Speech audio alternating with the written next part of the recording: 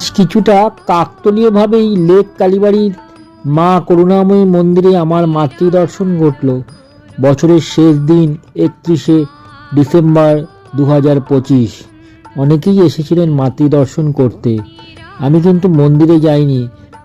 আমার মায়ের আজ অপারেশন ছিল, ক্যাটারাক্ট অপারেশন, AM মেডিকেল সেন্টারে। সেই সূত্রে আমি কিছুটা খাবারের সন্ধানে এদিক ওদিক ঘুরছিলাম।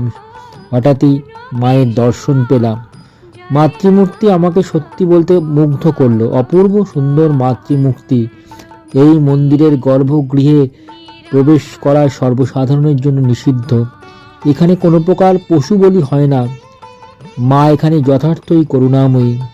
1949 সালে মাতৃসাধক তথা তন্ত্র সাধক শ্রী হরিপদ চক্রবর্তী এই মন্দিরের প্রতিষ্ঠাতা। বর্তমানে শ্রী নিতাইচন্দ্র বসু এই মন্দিরের দায়িত্বে আছেন।